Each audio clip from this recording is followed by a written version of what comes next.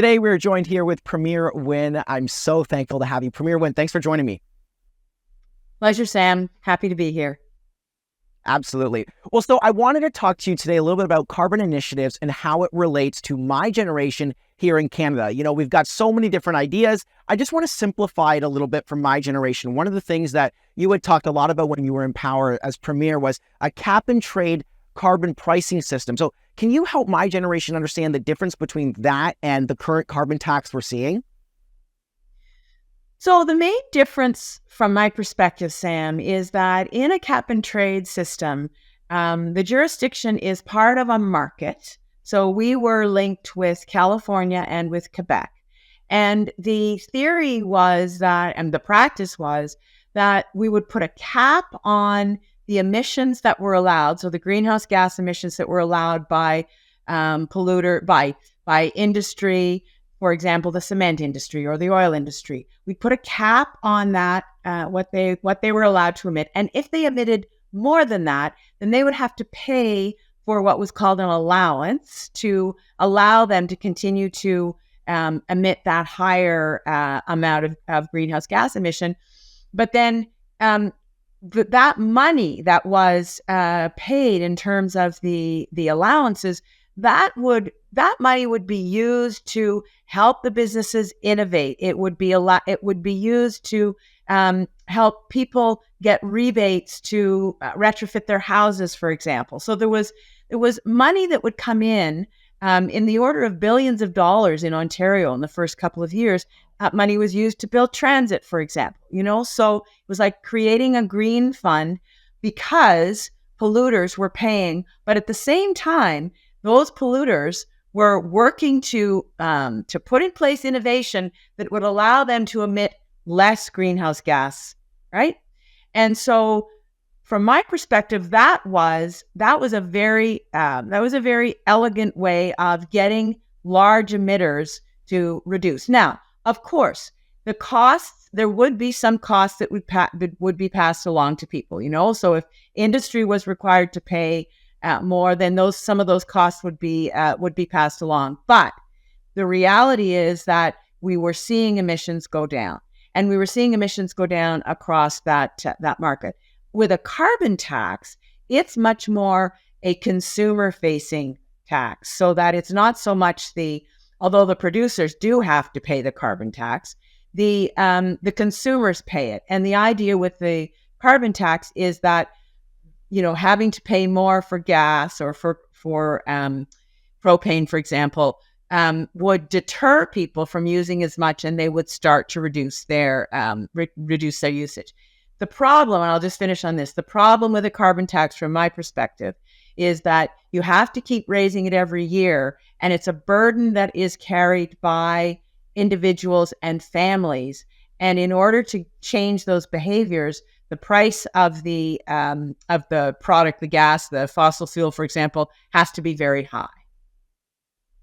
That's a great point. I'm curious, is there any objective truth to say that if we had the cap and trade system implemented across Canada differently than the carbon tax, do you feel that we'd have the unaffordability crisis that we have today that, the Conservatives blame the carbon tax for partially causing?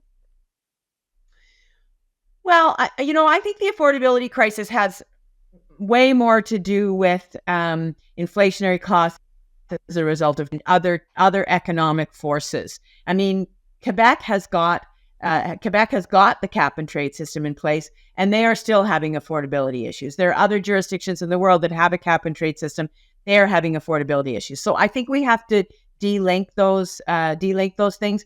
I think that what has happened with conservatives in this country is that they've latched onto the carbon tax, and they are blaming it for all sorts of things that really have nothing to do with the carbon tax. But I do believe that if you look at the whole debate around, or the lack of debate around, carbon pricing in Quebec as opposed to in other parts of the country, you'll see the difference, because it really is the heavy polluters. It's the industrial complex that is actually taking the burden of carbon pricing in those jurisdictions, and I think that's as it should be. And then the money that comes in from the money that comes in from that cap and trade system can be used to actually help people in other ways, like, as I said, retrofitting their houses and so on. Do you feel that the current carbon tax is doing an effective job at nudging the businesses and individuals to, you know, become more sustainable and look at more sustainable technology and innovation?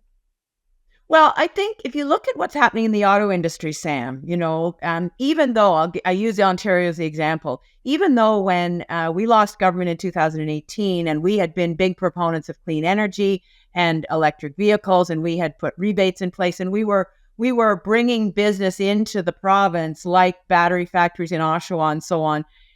But the Ford government stopped all that when they came into office. Now they have come back. They've had an awakening, and they are now big supporters of electric vehicles. And the reason for that is that that's the direction industry is going. So industry understands that the price on carbon is going to make it and not just in Canada, but around the world, is going to make it untenable to continue to build vehicles that only run on fossil fuels. So I think that the price on carbon is having an effect globally. Is it moving fast enough? No, but it absolutely is having an impact on industry. That was my next question. You know, when we look at the carbon tax, I've heard some people say, even conservatives say, well, you know, it could be effective, but it's almost like we have to be increasing it more and more because it's like it's this annoyance. It's there, the price is there, it costs us more, but it's not enough to force us to go greener per se. Do you feel like it actually could be more effective if we just increase the price significantly more? Well, I just don't think that's the answer. I think the answer is to work with the whole society. It's not just to punish the users of fossil fuels. It's to go right back to the root and say, okay, why are we building vehicles? Why are we promoting industry that continues to emit greenhouse gases? Why are we doing that? And so I was never a fan of the carbon tax, Sam. I mean, I was on record right through the time I was in government and as a member and then as premier, that cap and trade was the way we should go, that it was more efficient, that it wasn't as punitive for people, and that it would be much easier to bring the population along if we put a cap and trade system in place. So I'm not a fan of the carbon tax because, as you say, I think the only way for the carbon tax to work is to jack the prices up so high that people really can't afford to buy the things that they need. And that's not a good strategy. And you would see Right. British Columbia, where the carbon tax was first put in place in this country, the Premier of British Columbia, Christy Clark, stopped raising the carbon tax because it was becoming too onerous for people. Well, it's not going to work if you don't keep raising it, right? So that's... Now, I'm curious, when we look at like even the cap and trade carbon pricing as well as carbon tax, one of the things that I was thinking about is, well, why would companies or individuals, like why would I look to buy an EV car if I feel that the carbon tax is going to be scrapped in the next election, which is only a year away? Like if that's a potential possibility, do you feel like that's playing a role in people just not making the jump because they think, well, we don't believe that we're going to be, taxed on the price of carbon in a year from now, so we may as well just suck it up for a year? Like that is what I'm hearing on the streets when talking to people. How do you feel about that? Yeah, I think there's an element of that. I think it's a danger. And I have heard stats that suggest that the purchase of electric vehicles is actually slowed down. I think there are two things that we need to recognize about that. First of all, I do believe that it would be a good idea for governments to bring back rebates for electric vehicles. They were a big incentive when we put them in place, and I think that should happen again. And I think the second thing is that we need to recognize that the industry is not going to continue to produce fossil fuel vehicles. Even companies like Honda that have kind of lagged in terms of creating, in terms of building electric vehicles, is now doing that. So it's going to get harder and harder to buy strictly fossil fuel internal combustion engines. So that industry is going to lead us in that sense, Sam. I see. So you think that bigger companies will actually push us, despite whether the next election is a conservative one election or liberal, no matter what, we're going to see those bigger companies push us. It's not really, the consumer doesn't really have to be too concerned about that. I mean, in some light they do, but the industry we can rely on as well. Well, I think it also depends what happens in the United States, because Canada is a tiny market, right? So we're going to be pulled along in global trends, and starting with what happens in the United States. But if you look around the world, there is a global trend towards cleaner vehicles. I mean, there's a big discussion about the importing of electric vehicles from China in the United States, and the United States talking about putting a big fat tariff on all those electric vehicles. But if the population is looking for electric vehicles, then that means that American auto manufacturers have to continue and increase their production of electric vehicles. So in this case, Sam, I think the market is going to be smarter than some of the politicians that we have in place or may have in place. And the politicians are going to have to go along with it. And, my case in point is what's happening in Ontario. Doug Ford came in and he was all bluff about, we're going to get rid of all this clean energy and we're not going to have electric vehicles and we're going to get rid of the rebates. He did that, and he's had to backtrack on that because that's what people want. And that's where the industry's going. So I really think now we have seen the industry's going to help us.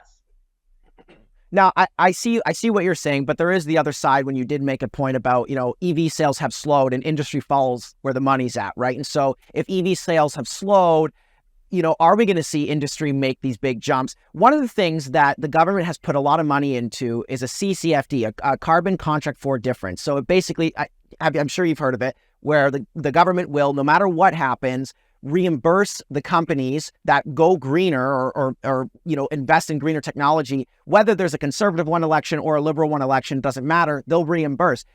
Do you feel like a CCFD could be kind of the answer to push these companies into, no matter what, hey, we'll back you, the government's going to back you if you go and invest in more sustainable technology? Yeah, I think that is an investment in the future. So I think it's basically hedging their bets that this is what's going to happen in the future. So one way or the other, we're going to partner to make this happen. And I think that's it's a good thing for the company, and it's a good thing for government in terms of actually tackling the climate change issues that we have. There's no choice in this, Sam. The wildfires have already started in Alberta this spring. We know that the weather patterns are going to get weirder and weirder. And so we do not have an option. The world has to get on this track. And so I think that governments recognize that, even if they don't talk about it explicitly. And for sure, industry recognizes it. And they're going to push. People definitely want to see. Yeah, I think people, myself, and I think whether you're conservative, liberal, I think we can all agree, NDP even, we can all agree that we should be pushing for a more greener world. Like it's just that simple. One of the things I am curious to ask you, so I sat down with Green Party leader Elizabeth May, and I asked her about LNG exports in Canada. And she gave me a very interesting response that she believes, and she actually said that we don't actually know if LNG exports are as bad as coal, but they very well could be. Right now, natural gas is saying it's cleaner, it's a cleaner source.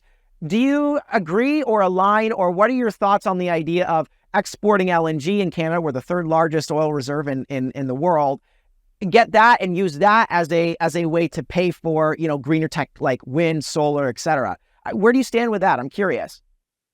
Yeah, when Christy Clark was the Premier of British Columbia, she was very, very big on LNG as the way of the future. I'm kind of with Elizabeth May on this. I think that it's a half measure. I think that we need to look for cleaner, greener solutions, and we have them, Sam. And there's lots of science being done around the world on how to have a cleaner environment. And I don't think natural gas is the answer. I think that it is, it may be an interim solution in some cases, but I don't think it's the panacea for the future.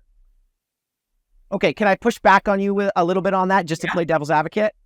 Okay, so one of the things that I did look into, just from my generation's perspective, was, does Canada have a moral obligation to provide clean energy to third world countries? So yes, we look at, climate change and carbon initiatives, of course, number one.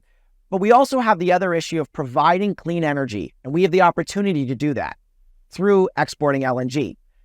Is there something to look at there to say, hey, maybe we do a little bit of it, but we also obviously look towards greener forms of technology as well for energy production? So I think we have an obligation as a developed country to support other countries that are developing and that need technology. Um, we have nuclear technology, for example, that could solve a huge amount of the need for renewable power around the world. I'd be happier to see us, refine and perfect our relationship with other countries around nuclear than the exporting of gas. Again, I'm not part of the industry, but I do think that it's not a solution. It's a stopgap measure. It may be relatively better than some other solutions, but I think there are better technologies, and we should be investing and in exporting those. Well, I appreciate it, and I have to, because you know what? At the end of the day, we should be as ambitious as possible. It's as simple as that, and that's what we see our federal Liberal government, looking towards. And I think people appreciate and admire that ambition, depending on the way that you look at it. Last question for you. The rebates on this carbon tax have been a really hot debate, even between the Liberal government as well. I've sat down with Liberal panelists on my show, and I've asked them about the rebates, and some think we should just cut the rebates and use that money to pay for, more innovation. Where do you stand with the rebates in Canada? I think the rebates have been very confusing to people. I think people don't understand, well, if I'm paying this extra money and then you're giving me the money back, how does that actually help? And I think that we have not seen the change in behavior that we need to see. So for me, honestly, Sam, the solution doesn't revolve around the rebates or around the carbon tax. It actually revolves around putting a cap on that industrial pollution and getting into a cap and trade, even if it is just in the industrial sector. So I don't think the rebate system is actually salvageable at this point. Well, Premier Wynne, thank you so much for joining me, and I absolutely respect your views, and I appreciate it. I wanted to sit down with you because I needed to understand more about this cap and trade system, and it sounds like something that maybe the government will look to implement in the future. I'd be curious to see if the new government would look to do that too. It'd be interesting if you were right all along. Well, it's not about being right, but I do hope we come up with some better solutions. So thanks for asking, Sam, and thanks for engaging in this conversation. Absolutely. Thank you, Premier Wynne. Enjoy. Okay, take care.